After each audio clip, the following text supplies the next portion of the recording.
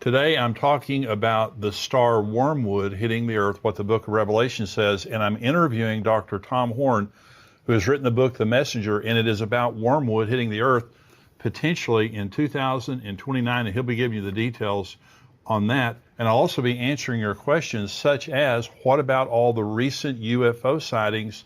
What does that mean? I'm Jimmy Evans. Welcome to the Tipping Point Show.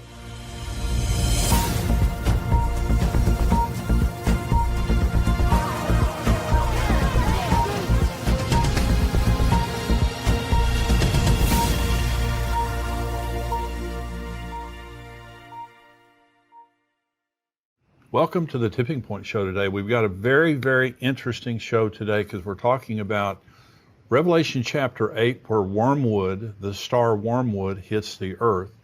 Now, there is an asteroid headed toward Earth that NASA is talking about. All the experts are talking about it hitting the earth in April of 2029, and that's what this book is about by Thomas Horn. And we have a big interview coming, some in the free portion of the program. The rest of it will be in the subscriber portion after the break. But he's written this book called The Messenger, and this goes into detail now about what the experts are saying, and that is there is an asteroid, a major asteroid on the way to Earth. And many of the leading experts are saying it's going to hit the Earth on April the 13th, 2029. And so Dr. Thomas Horn is going to be talking about what that means related to the end times and when the beginning of the tribulation would occur. So stay tuned for that. Let me just kind of talk us up to the point of the interview with Dr. Horn. I've been talking about the book of Revelation, and there are basically 21 judgments. There are more than that actually in the book of Revelation, but you have the 7 seal judgments, and we've talked about that, the 7 trumpet judgments and the 7 bowl judgments, and they get worse. Now, they start out really bad. Some people ask, does the tribulation begin with, not too much bad stuff happening, and then there's the great tribulation? That Jesus is the one that told us in the middle of the tribulation, when the abomination of desolation occurs, he said the second part of that is great tribulation such as never occurred on the earth. And so the last 3.5 years is definitely worse than the first 3.5 years, but the first 3.5 years are very, very severe. The first seal that is broken, there's a rider on a white horse. That's the Antichrist. And he has a bow. He's making war. He goes out to conquer and to make war. Then there's the rider on the red horse. That's the second seal that's broken. Peace is taken from the earth and men kill each other. Okay. The third seal is the rider on the black horse, and it says that there's famine and starvation. It takes an entire day's wage to buy enough food to survive that day. The fourth seal is broken, and it's the pale horse. A fourth of mankind is killed in different manner, by starvation, by sword, and by wild animals. It's just absolutely awful. The first 4 seals are terrible. The 5th seal is broken, and you have the altar of souls, where the people who have been martyred are asking God, how much longer do we have to wait? And the Lord says to him, there's more coming. There's more people who are going to be martyred. And so you need to wait a little bit longer. What that means is there's going to be mass martyrdom during the tribulation, the Antichrist killing people. Revelation 20 tells us about the people who have been beheaded because they would not worship the beast or take the mark of the beast. So this is mass martyrdom during the tribulation. When the 6th seal is broken, something very interesting happens. And this is kind of a preview of what we're talking about with wormwood. It says, and I looked when he opened the 6th seal, and behold, there was a great earthquake, and the sun became black as sackcloth of hair, and the moon became like blood, and the stars of heaven fell to the earth, as a fig tree drops its late figs when it is shaken by a mighty wind. Then the sky receded as a scroll when it is rolled up, and every mountain and island was moved out of its place. And the kings of the earth, the rich men, the mighty men, the commanders, every slave and every free man hid themselves in the caves and in the rocks of the mountains, and said to the mountains and rocks, fall on us and hide us from the face of him who sits on the throne and from the wrath of the Lamb. For the great day of his wrath has come, and who is able to stand? Well, I want to begin. This is talking about the sky growing black, and stars begin to drop like a fig tree drops its figs and all those things. Well, if you saw the movie Greenland, it's a good movie, and it talks about extinction level event that happens when an asteroid hits the Earth. And what you notice in that movie, which is a very realistic movie, is an asteroid is not just one big rock, even though it is, ultimately. You have all of these stars, all of these parts of the rock hitting in waves. And so that would be like a fig tree losing its figs. And so we're going to read in just a minute in Revelation chapter 8 now, all of the events, or the first 4 trumpets, are going to sound in Revelation chapter 8. The seals are over. The first 4 trumpets are going to sound, and all of these are the same event.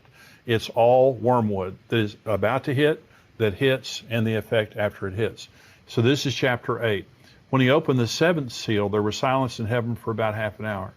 And I saw the 7 angels who stand before God, and to them were given 7 trumpets. Then another angel, having a golden censer, came and stood at the altar. He was given much incense, that he should offer it with the prayers of all the saints upon the golden altar which was before the throne. And the smoke of the incense with the prayers of the saints ascended before God from the angel's hand. And then the angel took the censer, filled it with fire from the altar, and threw it to the earth. And there were noises, thunderings, lightnings, and an earthquake. So the 7 angels who had the 7 trumpets prepared themselves to sound. So they're about to sound their trumpets, and as each one of them sounds the first 4 trumpets now, this is all talking about the same event. This is the first trumpet. Verse 7, the first angel sounded, and hail and fire followed, mingled with blood, and they were thrown to the earth. And a third of the trees were burned up, and all the green grass was burned up.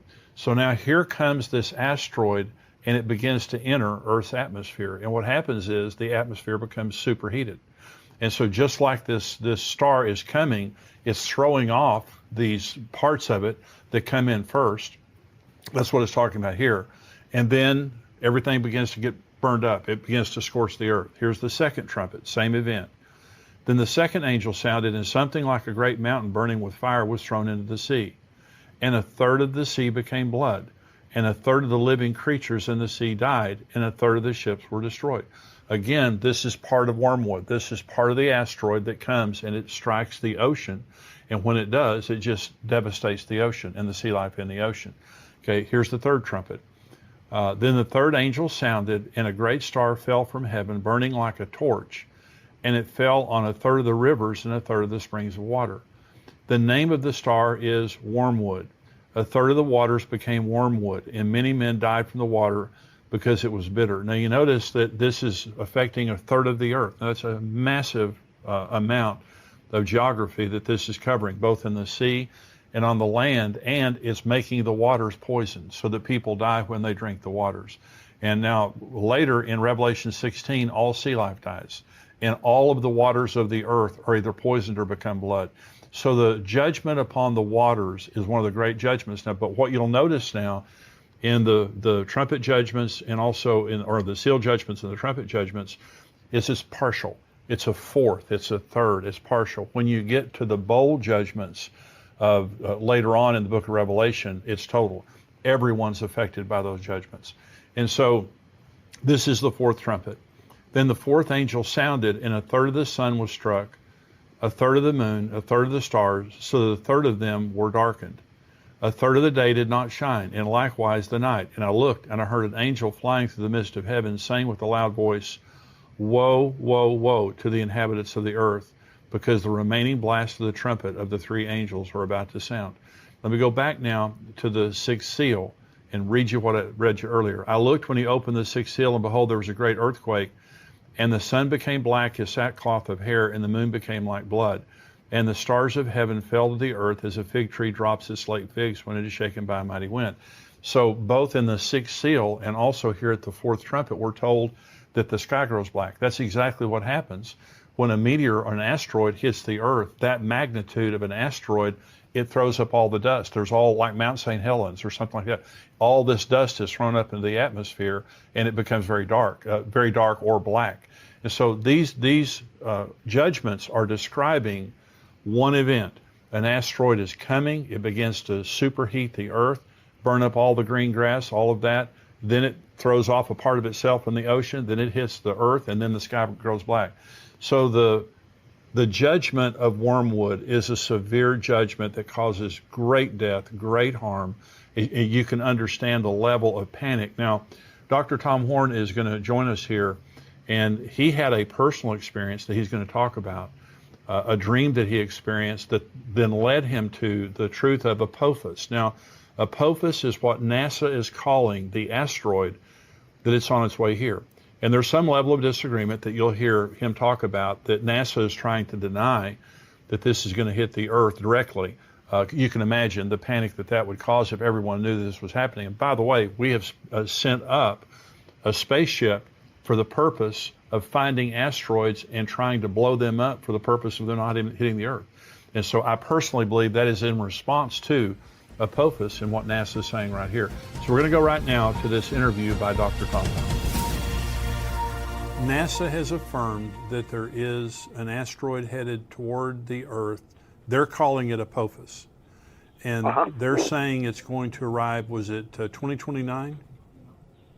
Yeah, Friday the 13th, April 2029. And you may have seen in recent weeks where they're reaffirming something they already did say, and I dealt with it in both the Wormwood Prophecy as well as the new book, The Messenger, in which they're saying that while Apophis is going to make a very, very close miss of the Earth, they are saying that right now they're calling an all clear, saying that it's not going to impact the planet. Now, this is something that your listeners need to really pay attention to.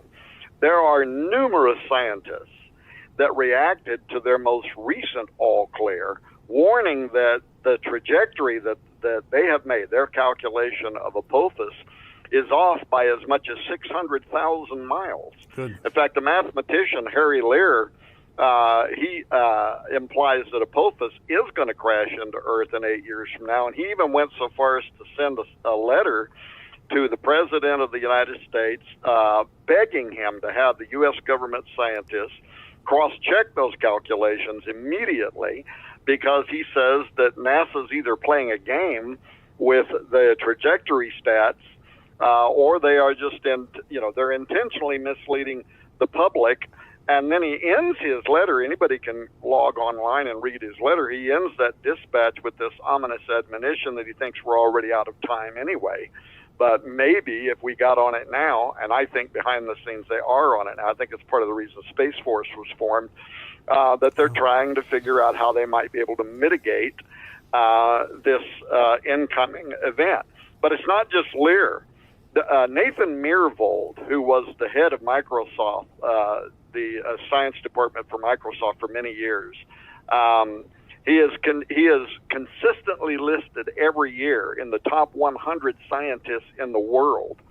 And he recently wrote a peer-reviewed paper that I referred to in the books called An Empirical Examination of Wise, Neo-Wise Asteroid Analysis and Results, in which he not only refutes a lot of the data from NASA, he charges them outright with deliberately misreporting threats by these near-Earth objects and of behaving extremely deceptively with deliberate scientific misconduct. So in other words, he is saying this wasn't an accident on part. They are going out of their way to intentionally cover up very real, potentially imminent space threats, including Apophis. And then there's a video on YouTube that anybody can watch right now that's got the famous planetary scientist and the astrophysicist Neil deGrasse Tyson, very popular figure. And he says that on April 13, 2029, I'll quote, this is from the YouTube video, this is a quote, Apophis will come so close to Earth that it will dip below our orbiting communication satellites. It will be the largest, closest thing we have ever observed to come by Earth. The orbit we have for it now is uncertain because these things are hard to measure and hard to get an exact distance for, so we cannot tell you exactly what that trajectory will be. So, and this was the same thing that the astronomer from the Pentagon told me. He said it's absolutely baloney. Well, he used a different word that I won't use, but he said it's absolute baloney. He said, you can't say that a stone as big as Apophis, and it's a monster, is going to come literally below the satellites, knock out some of the satellites, below the satellites that are in orbit around this planet, and yet say with any certitude, but no worry, it's not going to strike the planet. He said that's absolute as well, that he is the good man of the house. Well, look at Proverbs 7, verse 19 and 20. It talks about this foolish man who's going down by the harlot street. Proverbs 7 is all about the tribulation. You have the harlot of Revelation. You have it being a dark night. And here this foolish man is going the way of her house. And she's trying to seduce him. And Proverbs 7, 19 and 20, even Satan knows the feasts of the Lord. Look at what he says. This harlot says, the good man of the house is not at home. He's gone on a long journey. He's taken a bag of money with him. He's coming back on the day appointed.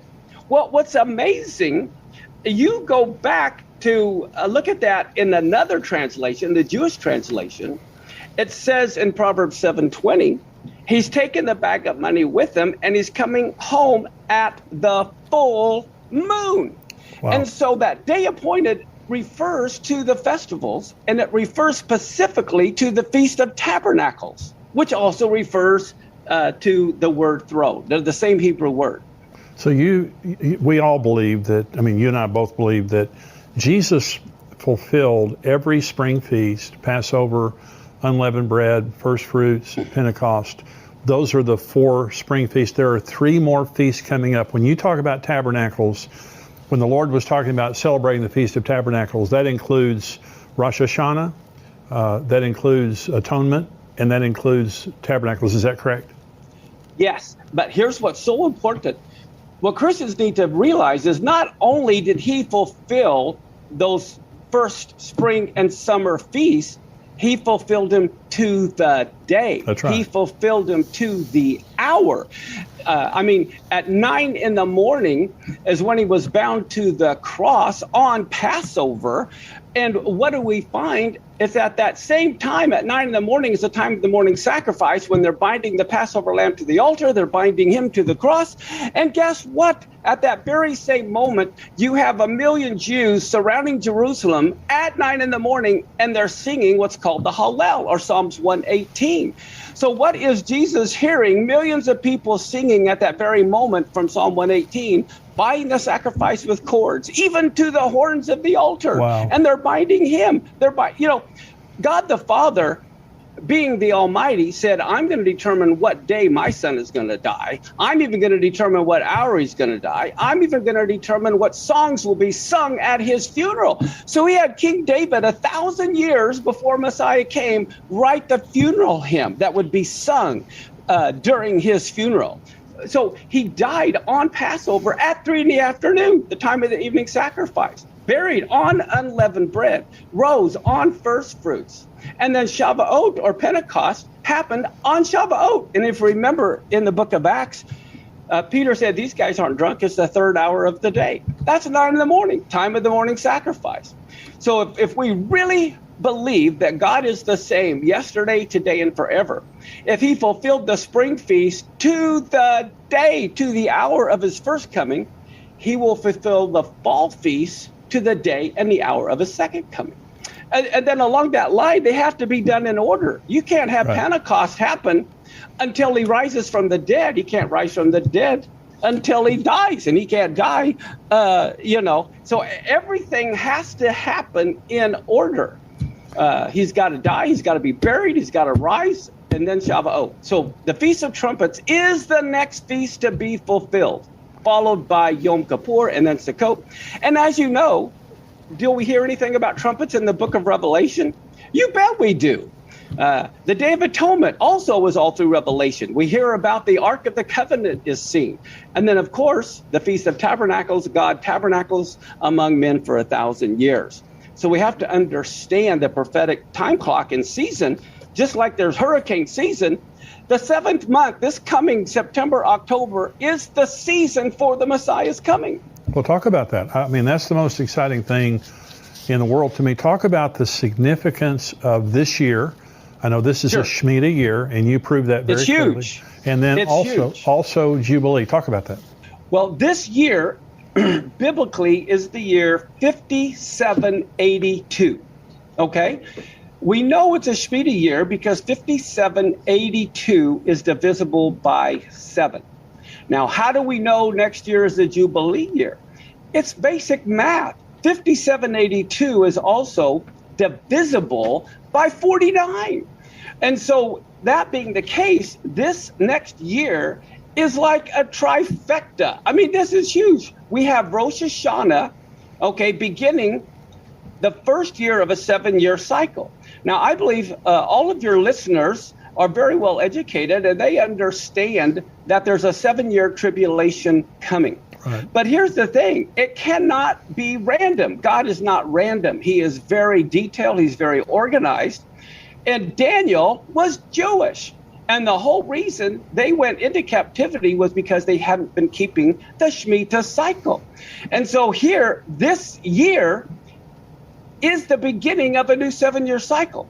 I don't believe the tribulation can start any moment, any day. The tribulation, because it is a Shemitah year cycle, has to begin the first year of a 7-year cycle. So that means, and like you said, I'm not setting dates, but what I am saying is this fall definitely begins a new 7-year cycle. So if the tribulation does not begin this year, it can't begin for 7 more years. So we have to understand that. But then the fact that this is the beginning of a new 7-year cycle, according to the season of the Lord, that is huge. And the reason why is because on Yom Kippur, we blow the trumpet of Jubilee mentioned in Leviticus 25. This is a year of Jubilee. And the last Jubilee was 1973 when the Yom Kippur War took place. And that was a signal of a Jubilee year because you only blow the shofar on Yom Kippur in a Jubilee year. And there was the Yom Kippur War. So we're entering a new 7-year cycle. We are entering a year of Jubilee with the trumpet blown on Yom Kippur. And then one of the next most incredible things is on the Feast of Tabernacles, only every 7 years do you have what is known as the Hakel. And so the Hakel is when the king of Israel is the one who had the responsibility to gather everyone together to hear the Torah. This is from Deuteronomy chapter 31, verse 10 through 12. Listen to this. Moses commanded them, saying, at the end of every 7 years, in the solemnity of the year of release, in the Feast of Tabernacles, this is when all of Israel has to appear before the Lord in the place that he will choose. And so to me, this is one of the most exciting sermons I think I've ever taught in over 20 years that I've had El Shaddai, that I want people to be aware of the importance of this season, because it is the first year of a Shemitah cycle. This is the season for the tribulation to begin, but it's also the year of Jubilee. It's also the time of the Hakel, when the children of the Lord appear before him. He's the king of Israel, is the only one who had the authority to gather everyone together to hear him read God's laws. And so you believe that the first year of the Shemitah cycle is the most important year, is that right? Every year. And then that's 7 times every year is Rosh Hashanah, which is very important. At the end of 7 years, that is huge because that begins a new 7-year cycle.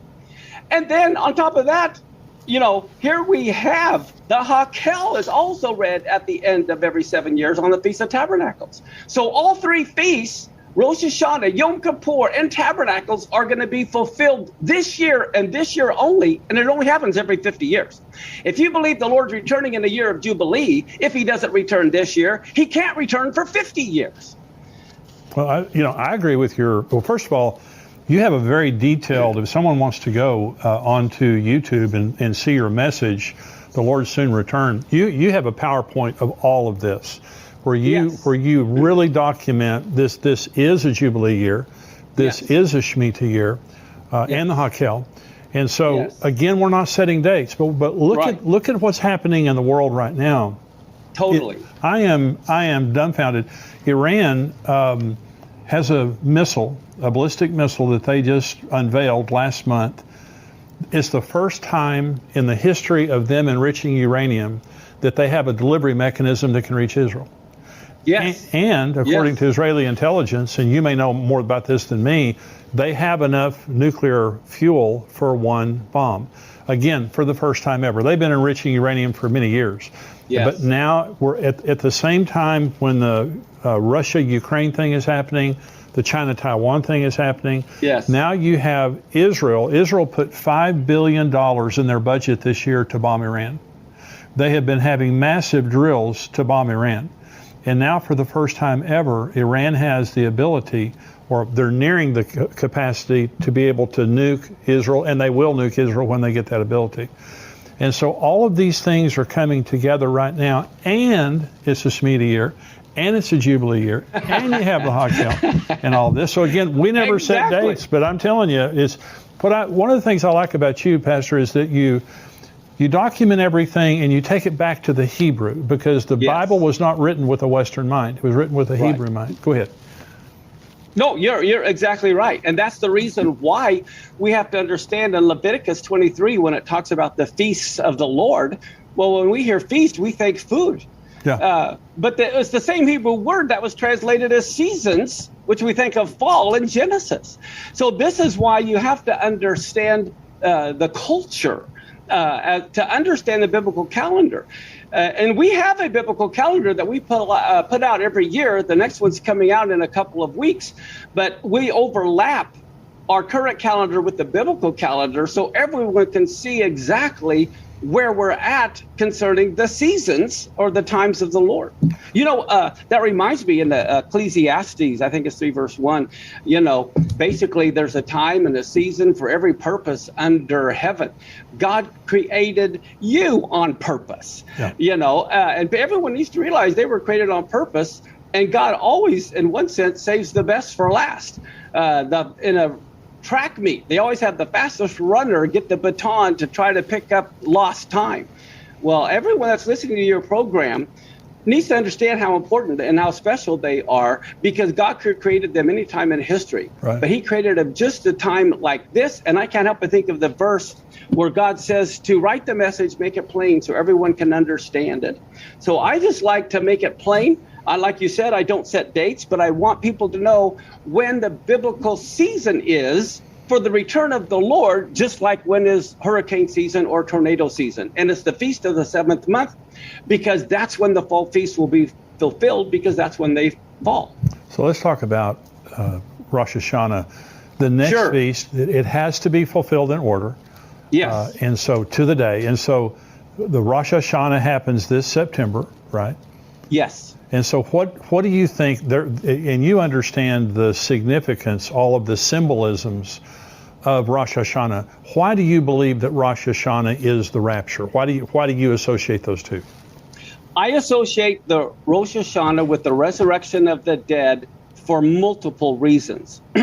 One of them is in Daniel, where it talks about those who sleep in the dust of the earth shall awake. Well, the Hebrew word Rosh Hashanah is biblically known as Yom Teruah. Right. And Teruah basically means a shout, like if someone shouts to wake you up. It resembles an alarm. And so Yom Teruah is the day to awaken those who are asleep.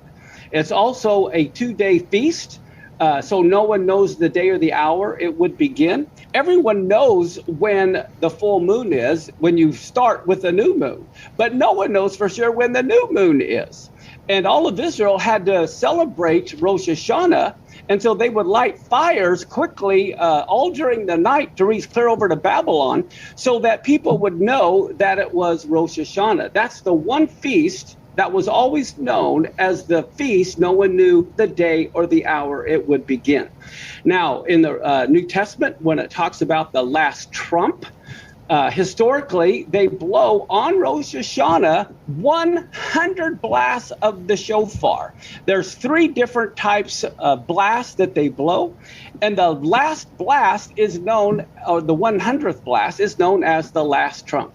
So when Paul talks about the last trump, he's specifically referring to the 100th blast of the shofar on the Feast of Trumpets.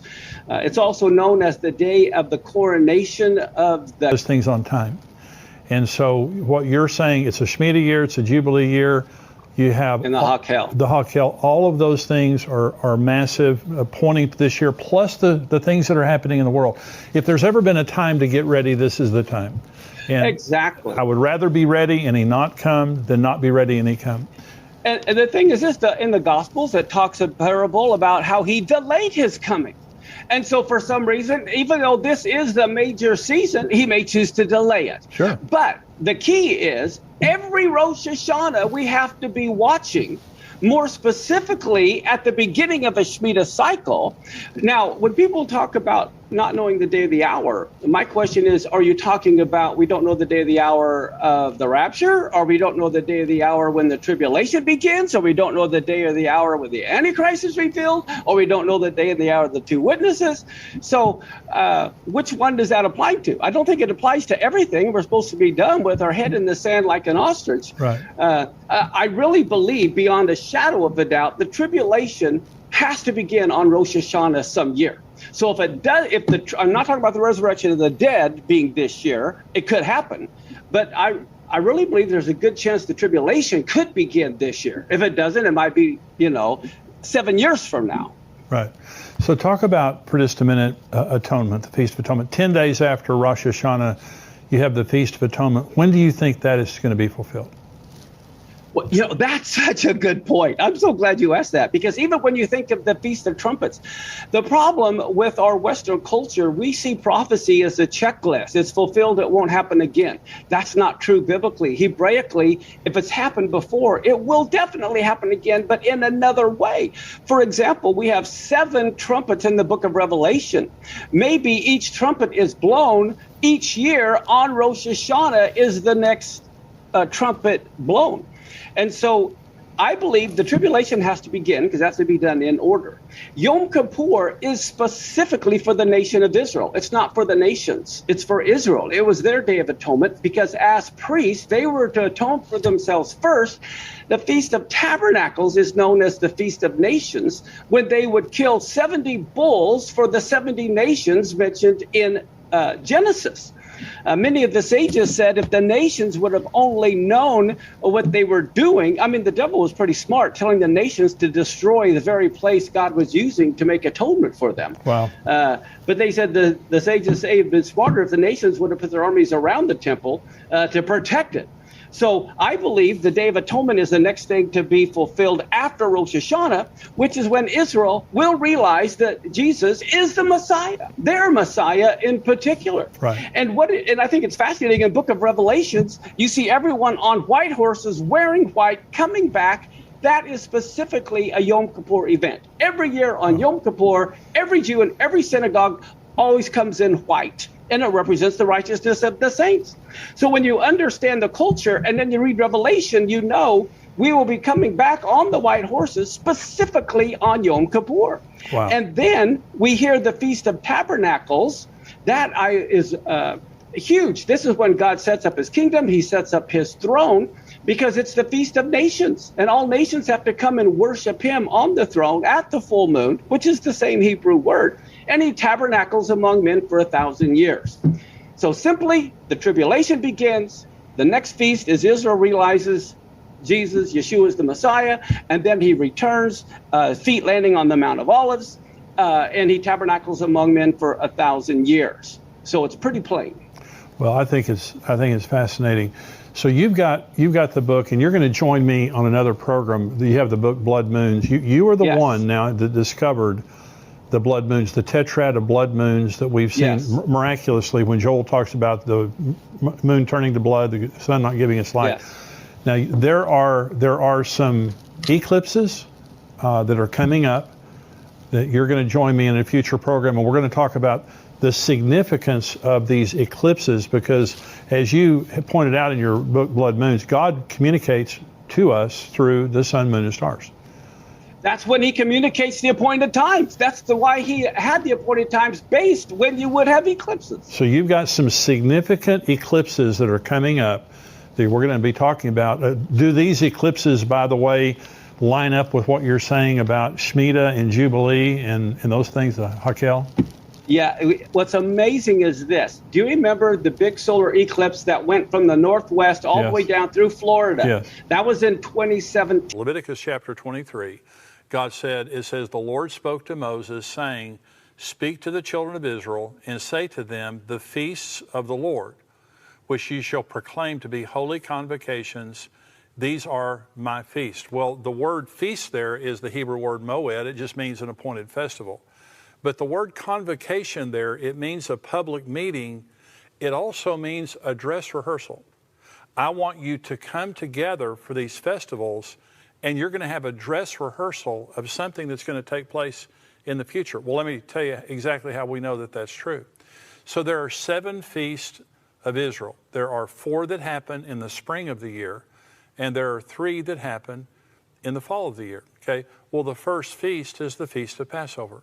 In the Feast of Passover, the children of Israel were in Egypt, and God told them, take a male lamb, a young male lamb, and kill that lamb and take its blood and put it on the doorpost of your house, and death will pass over you tonight. So in commemoration of the original Passover, the Feast of Passover among the Jewish people is they would all take a lamb.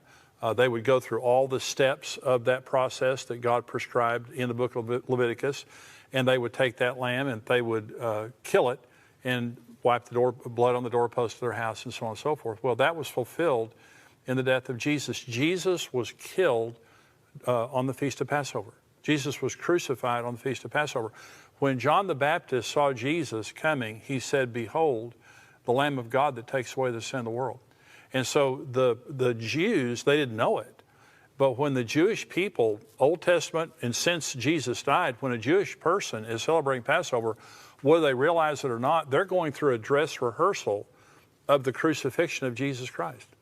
So the first feast of Israel was God in the Old Testament was giving them a view of the future and major significant events that were going to happen in the future, beginning with the death of Jesus. Well, the second feast was the Feast of Unleavened Bread that started the day after Passover. And so unleavened bread, for 7 days, the children of Israel could not eat leavened bread. Everything had to be unleavened. Well, what's the significance of that? Leaven represents sin in the Bible. And so so why would they not be able to eat bread, leavened bread, for 7 days? Because 7 is the number of perfection, and leaven represented sin. Jesus perfectly removed sin from the human race. That is the significance to the burial of Jesus. Once the death of Jesus was over, sin had been perfectly removed from the human race. Jesus was buried during the Feast of Unleavened Bread. Jesus was resurrected on the Feast of First Fruits. Okay, so this was, remember, the 3rd day. Jesus was resurrected, and on that day was when the priest would wave the barley harvest. He would take the first fruits of the barley harvest and he would wave it to God. Okay, 1 Corinthians 15 says this, but now Christ is risen from the dead and has become the first fruits of those who have fallen asleep. Jesus was the first fruits, according to Paul, of many brethren. So the resurrection of Jesus, we're also going to be resurrected from the dead. And so 1 Thessalonians 4 talks about it, 1 Corinthians 15 talks about it. And so Jesus was the first fruits. So in other words, he was crucified during the Feast of Passover.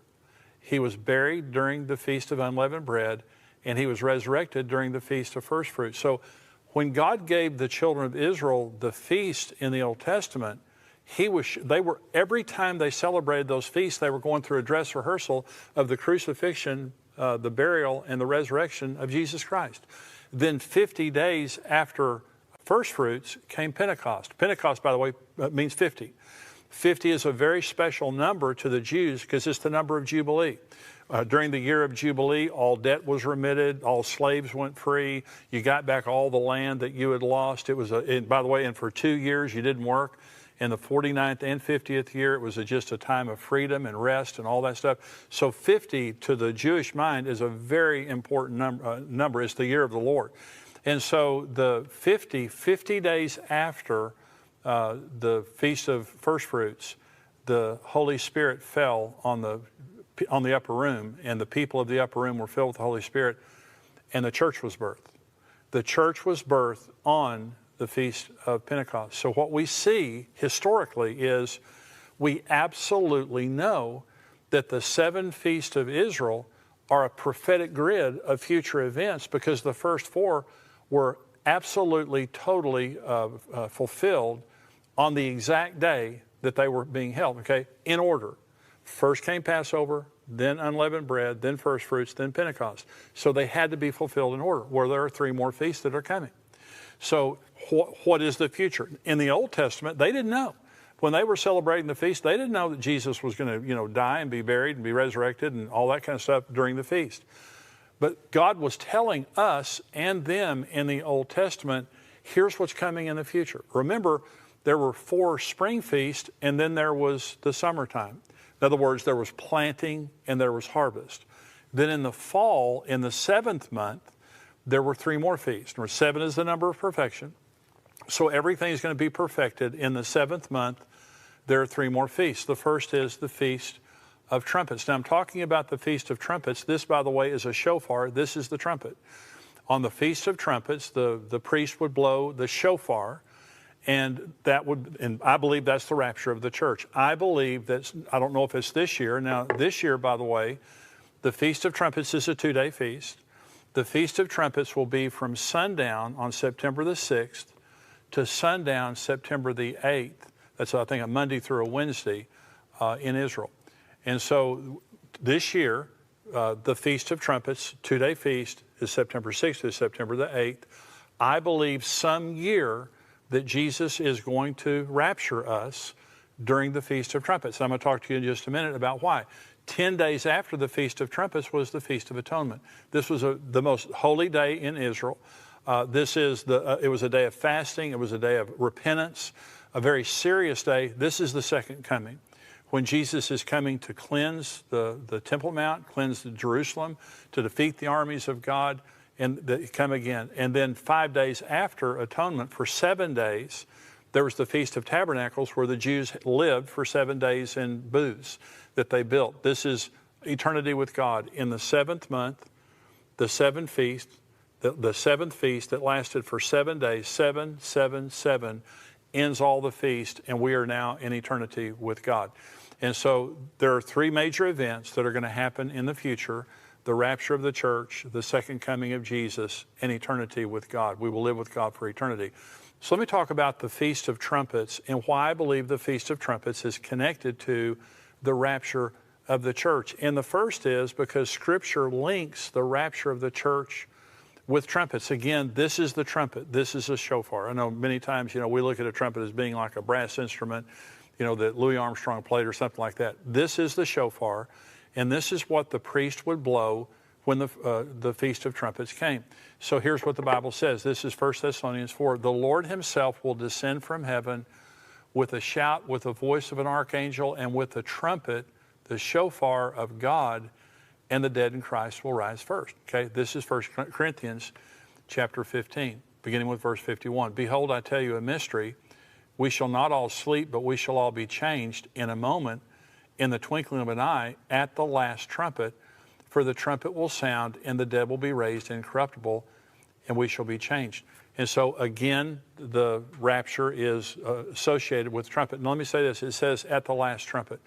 So when you talk about the Feast of Trumpets, and Paul there refers to the last trumpet, this causes a lot of confusion among believers, and I want to help to clarify some of that confusion. Okay, there will be trumpets blown in the book of Revelation. There are the seal judgments, the trumpet judgments, and the bowl judgments. When it talks about the last trumpet, it's not talking about the 7th trumpet judgment of the book of Revelation. Those are not good trumpets. Those are bad trumpets. The Jewish person understands what a last trumpet means. During the Feast of Trumpets, the priest blew the shofar 100 times. For 9 sessions, they would blow the trumpet 11 times in 9 sessions. They would, in different kinds of blast, different sounds of blast. So 9 times 11 is 99. So for 9 different sessions, they blew the trumpet 11 times. That left 1 trumpet blast to go. And the last trumpet was the 100th blast that was the longest and loudest blast. And so the last trumpet simply means during the Feast of Trumpets, it was the last time the priest blew the trumpet in the loudest time. So let me talk about the other names of the Feast of Trumpets. This comes from the Mishnah. The Jews have been keeping the feast for, over 3,000 years. And so the Mishnah it took the oral tradition of the Jews and they wrote it down. And so the Jews have different names for the Feast of Trumpets that are very, very telling and very revealing about the nature of the Feast of Trumpets. Let me give you some examples of this. One is Rosh Hashanah. You've probably heard of Rosh Hashanah. It's called the head of the year. Now, the Jews believe that the Feast of Trumpets is the head of the year. This is when God created Adam and Eve in the Garden of Eden. And by the way, many Jews believe the Garden of Eden is the Temple Mount in Israel or Jerusalem. And so this is when God created Adam. Now, right now, we're in the year 5781 in the Hebrew calendar. This coming Rosh Hashanah that happens in September, 6th through the 8th, it'll be the year 5782.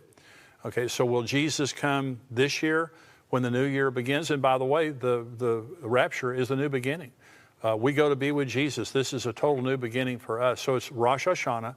And so trumpets is a season of new beginnings. Here's another phrase that Jews use for the Feast of Trumpets. He says, two people will be laying in a bed, one taken, one left. Two people standing in a field, one taken, one left. Two women grinding in a mill, one taken, one left. And so he's talking there about a selective rapture. It's a day of remembrance. God remembers who is his. He remembers who has made a decision for him. And so it's amazing to me in the Jewish mind, and the Jews are so brilliant and their culture is so rich. It's amazing to me how the Jews have all these different sayings concerning the Feast of Trumpets, which is exactly what the New Testament says about the rapture when Jesus comes. He's going to remember. And if you're a believer, you may be living through some difficulty right now. You may be living through some persecution right now of people who despise you for their faith. For your faith, I'm telling you, the most important thing that's going to happen is when this trumpet blasts and the rapture occurs, Jesus is going to remember you. And he's going to remember that you received him, that you gave your life for him, and he's going to take you to be with him. That's the most important thing. Here's a remarkable one. The Jews call the trumpets the wedding day of the Messiah. Isn't it interesting? The wedding day of the Messiah. Jesus said in John chapter 14, in my Father's house are many mansions. I go to prepare a place for you. And as sure as I go away, I'm going to return and receive you to myself, that where I am, you may be also. That's Jewish wedding language. When a Jewish groom was going to marry his bride, he left his father's house with a bride price, went to the bride's house and gave her parents the bride price, then drank a glass of wine with them, and that sealed the betrothal. And at the end of that, he said to his bride, I won't drink of this glass again until I drink it with you in my Father's house, which is exactly what Jesus said to the disciples in the upper room. Then he left and went to his Father's house to build a house or a room, a huppah, for he and his bride. Then he came back and got the bride. That's what Jesus is doing. We are the bride of Christ. We will marry Jesus Christ.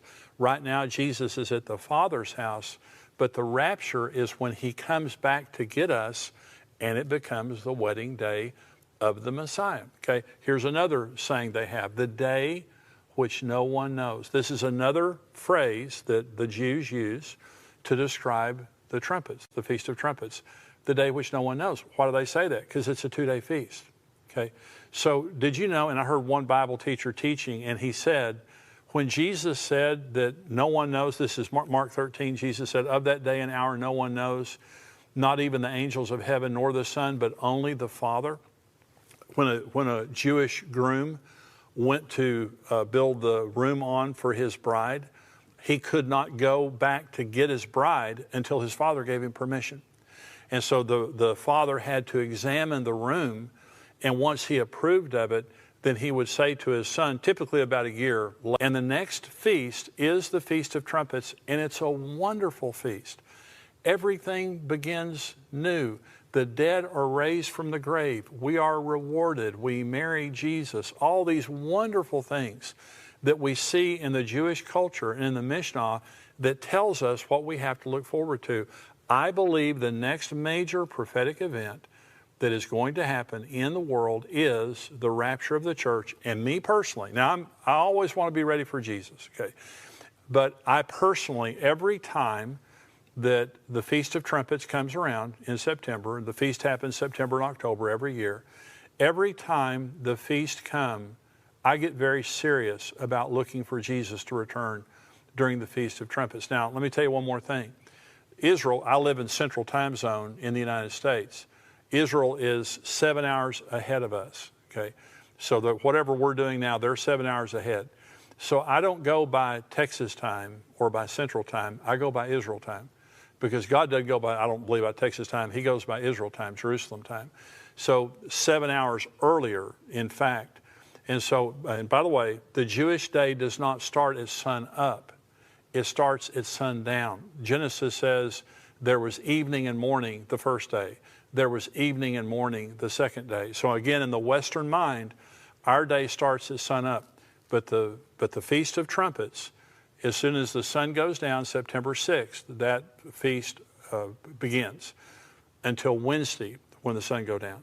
During that period of time, some year, I believe that Jesus is going to return for his church, the Feast of Trumpets. And then the Feast of Atonement is going to be the second coming, so on and so forth. So when is the rapture going to occur? That's the question that I'm answering. I believe that it will happen some year during the Feast of Trumpets. That's just my personal opinion. But I believe, based on the Feast of Israel, based on all the information I've given you, I believe it's very sound to believe that. And I believe, again, you should always be ready for Jesus to return. But I don't believe that it was guesswork of when Jesus was going to be crucified. It was not guesswork of when Jesus would be buried, resurrected, or the day of Pentecost. All of those things were foretold through the Feast of Israel. They were dress rehearsals. The Feast of Trumpets is also a dress rehearsal of the wedding day of the Messiah, the time of the awakening blast, when everything starts new and when Jesus comes for his church. I hope that this is encouraging to you, because Jesus is coming very soon. I hope you're ready. Right now, we're going to go to the portion of our program that's for subscribers only. I want you to become a subscriber. If you're not, it's $7 a month, $77 a year, endtimes.com. We have articles, and by the way, we have archives. When you become a part of endtimes.com, we have archives of the podcast of articles that go back for a couple of years. A lot to bless you, a lot to inform you, and not just to inform you, you can also bless other people when you gain this knowledge. So $7 a month, $77 a year, become a part of endtimes.com.